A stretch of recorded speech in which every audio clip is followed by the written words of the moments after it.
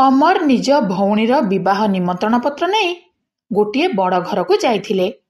ସେଠାରେ ପହଞ୍ଚି କବାଟ ପାଖରେ ଛିଡ଼ା ହୋଇ ଘରର କଲିଂ ବେଲ୍ ବଜାଇଲେ। ହେଲେ ଦୀର୍ଘ ସମୟ ପର୍ଯ୍ୟନ୍ତ କେହି କବାଟ ଖୋଲିଲେନି। ସେଠୁ ସେ କବାଟ ଟିକେ ଠେଲିଦେଲେ। କବାଟ ଭିତରୁ ଦିଆଯାଇ ନଥିଲା, ତେଣୁ ଖୋଲିଗଲା। ସେ ଭିତରକୁ ପଶିଲେ। ଭିତରକୁ ଯାଇ ଦେଖିବା ବେଳକୁ ଖଟ ଉପରେ ଜଣେ ମହିଳା ଶୋଇଥିଲେ। ବୋଧହୁଏ ତାଙ୍କର ଦେହ ଭଲ ନଥିଲା। ଅମର ଧୀର ସ୍ୱରରେ ତାଙ୍କୁ ଡାକିଲେ। 2-3 ଥର ଡାକିବା ପରେ ସେ ମହିଳା ଜଣକ ଅମର ଆଡ଼କୁ ଅନାଇଲେ। ଆଉ ଯେତେବେଳେ ଅମରକୁ ଦେଖିଛନ୍ତି ଚମକି ପଡ଼ିଲେ। କିଛି ସମୟ ପାଇଁ ସ୍ତବ୍ଧ ହୋଇ ରହିଗଲେ। ଆଉ କିଛି ସମୟ ଭିତରେ ତାଙ୍କ ଆଖିରୁ ଧାର ଧାର ହୋଇ ଲୁହ ବୋହିବାକୁ ଲାଗିଲା। ଏବେ ଆପଣଙ୍କ ମନକୁ ପ୍ରଶ୍ନ ଆସୁଥିବ କି କିଏ ଥିଲେ ସେ ମହିଳା, ଆଉ ଅମରକୁ ଦେଖିକି ଆଶ୍ଚର୍ଯ୍ୟ ହେବା ସହିତ କାନ୍ଦି ପକେଇଲେ କାହିଁକି? ପୁରା କାହାଣୀକୁ ଦେଖି ସାରିବା ପରେ ଆପଣ ବି ଆଶ୍ଚର୍ଯ୍ୟ ହୋଇଯିବେ। କାହାଣୀ ଦେଖି ସାରିବା ପରେ ଯଦି ଭଲ ଲାଗିଲା ଲାଇକ୍ ଆଉ ସେୟାର କରିଦେବେ। ଯେଉଁମାନେ ପ୍ରଥମରୁ ଲାଇକ୍ ଓ ନିଜ ନାଁ ସହିତ କମେଣ୍ଟ କରିବେ ସେମାନଙ୍କର ନାଁ ଆମେ ପର ଭିଡିଓରେ ଘୋଷଣା କରିବୁ। ନୂଆପଡ଼ାର ଏକ ଗାଁରେ ଗୋଟିଏ ପରିବାର ରହୁଥିଲେ। ପରିବାରରେ 4 ଜଣ ସଦସ୍ୟ ରହୁଥିଲେ। ବାପା, ମା ଓ 2ଟି ପିଲା। ବଡ଼ ଭାଇର ନାଁ ଥିଲା ଅମର ଓ ଭଉଣୀର ନାଁ ଥିଲା ଖୁସି। ଅମର ଖୁସିଠାରୁ 5 ବର୍ଷ ବଡ଼ ଥିଲେ। ବାପା ରାଜେଶ କୁଲି ମଜୁରୀ କରି ଚଳୁଥିଲେ। ପରିବାର କଷ୍ଟେ ମଷ୍ଟେ ଚଳିଯାଉଥିଲା। ଠିକଠାକ ଚାଲିଥିଲା। ହେଲେ ଦିନେ ଯେମିତି ତାଙ୍କ ପରିବାର ଉପରେ କଳା ବାଦଲ ଘୋଟି ଆସିଲା। ଦିନେ ଅମରର ମା ଆଉ କାହା ସହିତ ପଳେଇଲେ। ଆଉ ଏ ଘଟଣାରେ ରାଜେଶ ବାବୁ ପୁରା ଭାଙ୍ଗି ପଡ଼ିଲେ। ଦିନ ଦିନ ଧରି ନିଜକୁ ରୁମ୍ ଭିତରେ ବନ୍ଦ କରି ରଖିବାରେ ଲାଗିଲେ। ଆଉ ଧୀରେ ଧୀରେ ମଦ ପିଇବାକୁ ଲାଗିଲେ। ଅମର ସେତେବେଳେ ଛୋଟ ଥିଲେ।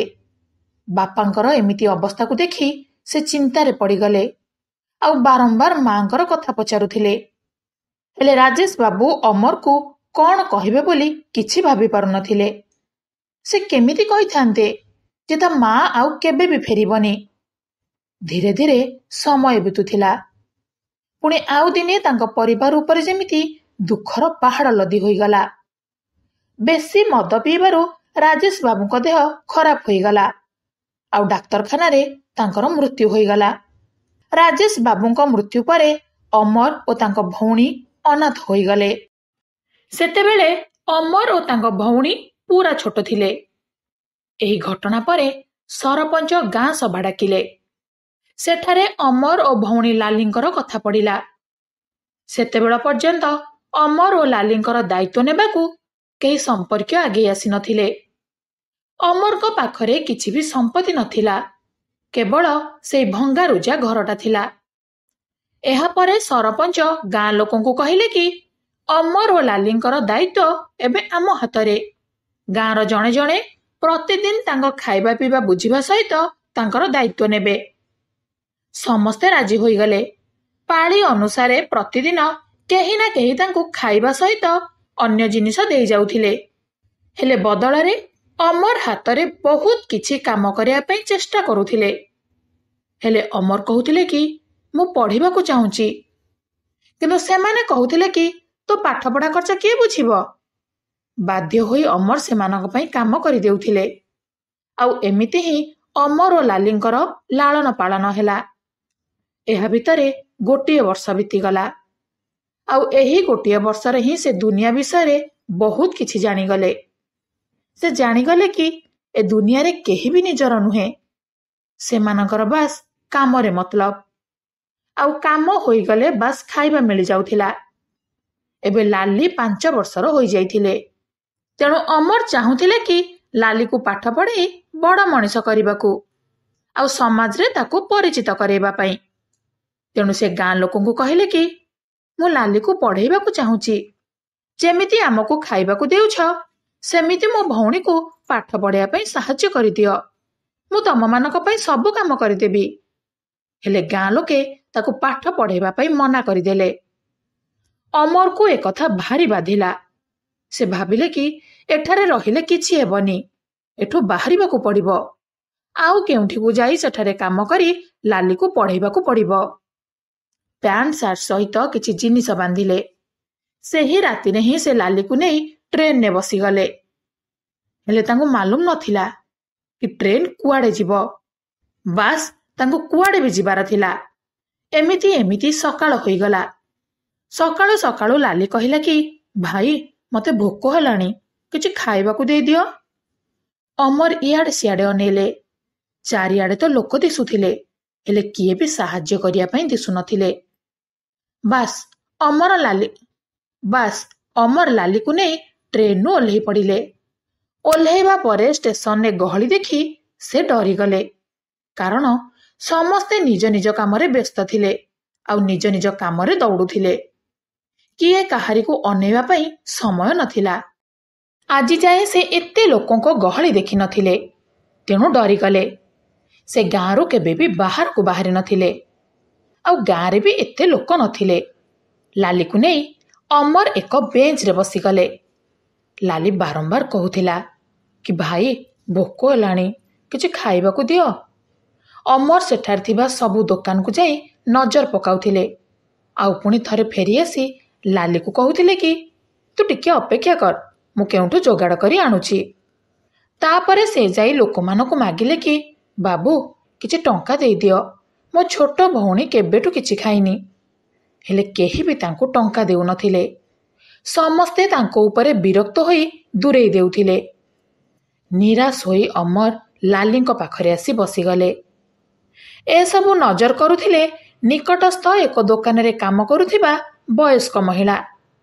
ସେ କିଛି କିଛି ବୁଝିଗଲେ, ଆଉ ଅମର ପାଖକୁ ଆସି ପଚାରିଲେ, ପୁଅ ତୁ କିଏ, ଆଉ ଏଠାକୁ କାହିଁକି ଆସିଛୁ? ଅମର ସେ ମହିଳାଙ୍କୁ ସବୁ କଥା କହିଲେ, ଆଉ ଶେଷରେ କହିଲେ କି, ମା ଯଦି ଆପଣଙ୍କ ପାଖରେ କିଛି ବି କାମ ଅଛି ତାହେଲେ ମୁଁ କରିଦେବି, ବଦଳରେ ମୋ ଭଉଣୀକୁ କିଛି ଖାଇବାକୁ ଦେଇଦିଅନ୍ତୁ।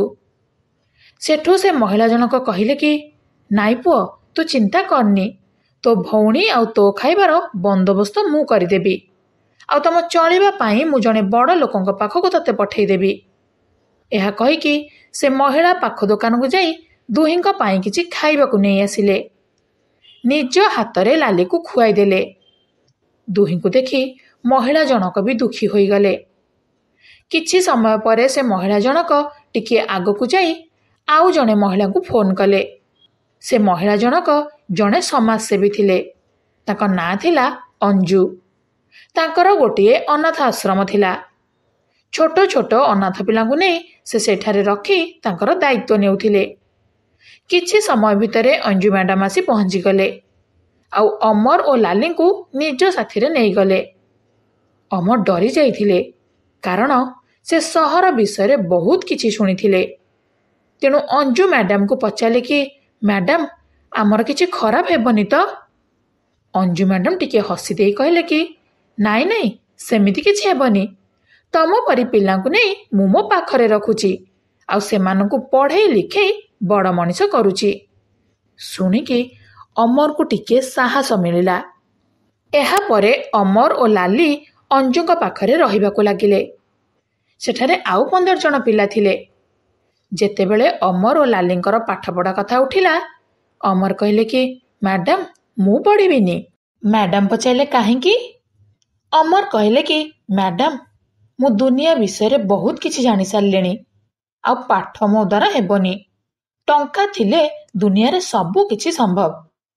ସେଠୁ ଅଞ୍ଜୁ ମ୍ୟାଡାମ କହିଲେ କି, ନାଇଁ ପୁଅ, ଟଙ୍କା ସବୁ କିଛି ନୁହେଁ, ନହେଲେ ମୋ ପାଖରେ ତ ଢେର ସାରା ସମ୍ପତ୍ତି ଅଛି, ହେଲେ ମତେ ସେସବୁ ଭଲ ଲାଗୁନି। ମୁଁ ସବୁବେଳେ ଗରିବ ଓ ଅସହାୟଙ୍କର ସେବା କରିବା ପାଇଁ ଚାହେଁ। ହେଲେ ଅମରଙ୍କ ମୁଣ୍ଡ ଭିତରକୁ କିଛି ବି ପଶୁନଥିଲା। ସେ କହିଲେ କି, ମ୍ୟାଡାମ ଆପଣ ଲାଲିକୁ ପଢ଼େଇ ବଡ଼ ମଣିଷ କରିଦିଅନ୍ତୁ।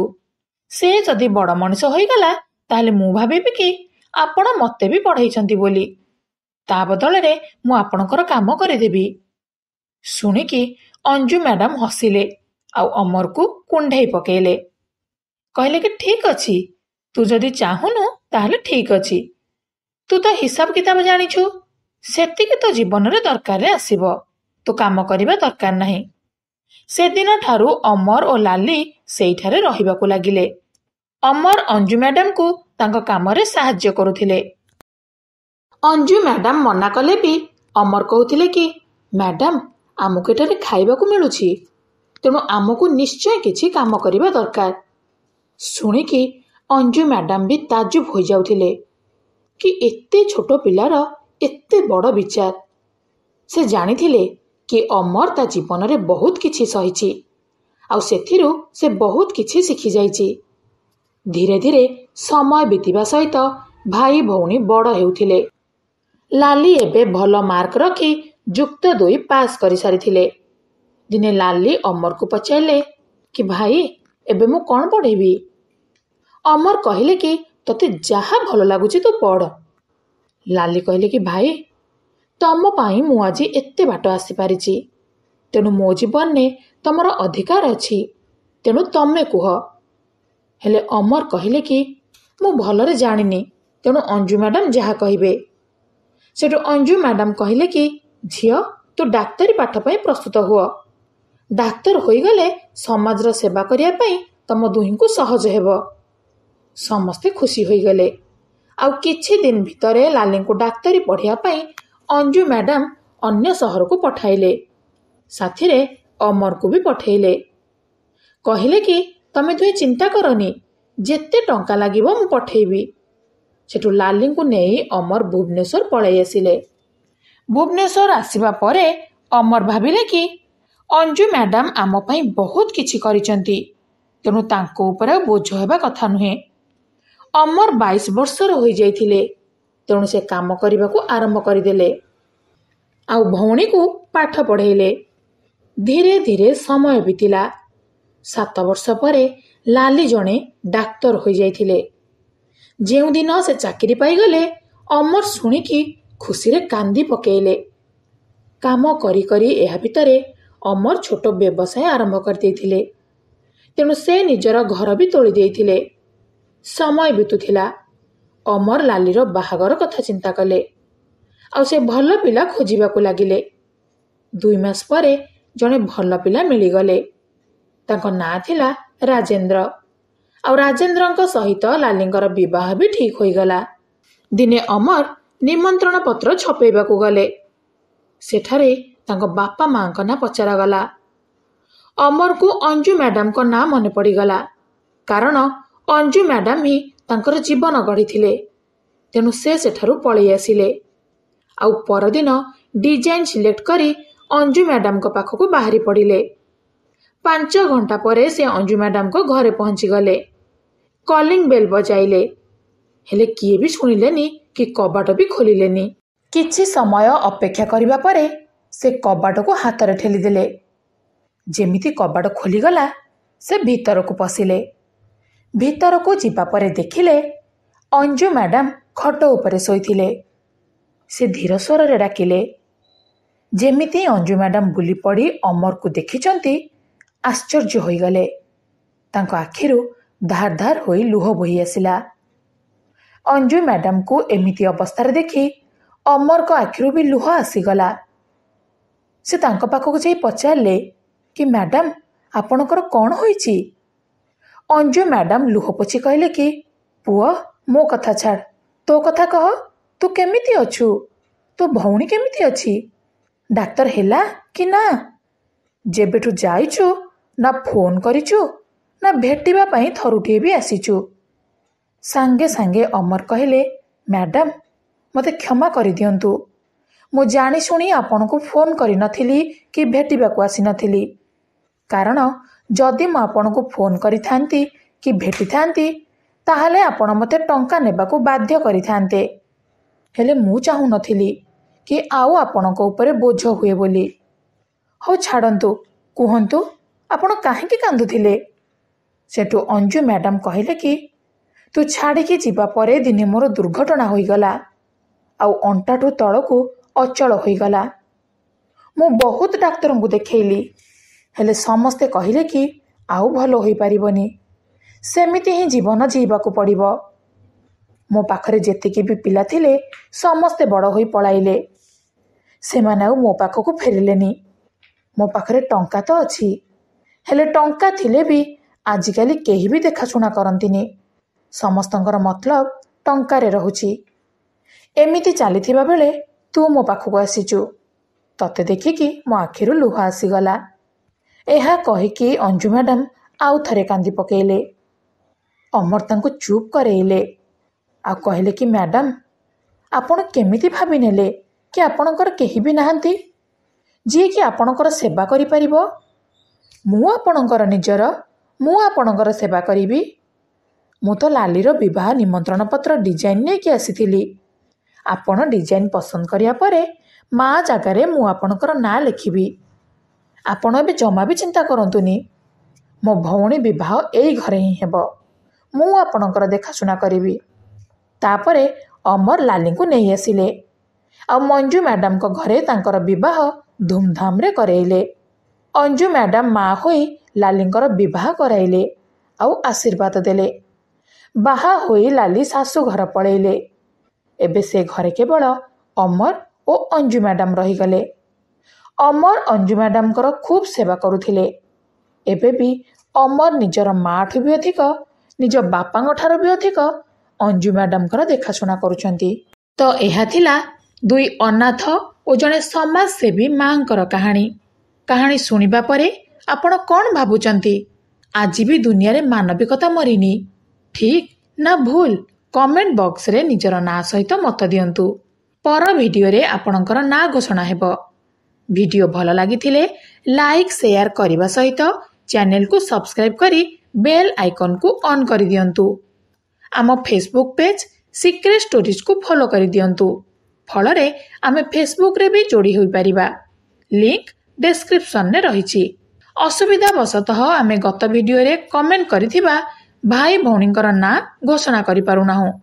ପର ଭିଡ଼ିଓରେ ଏକାଥରେ ସମସ୍ତଙ୍କର ନାଁ ଘୋଷଣା ହେବ। ଆପଣମାନଙ୍କୁ ଅନେକ ଅନେକ ଧନ୍ୟବାଦ।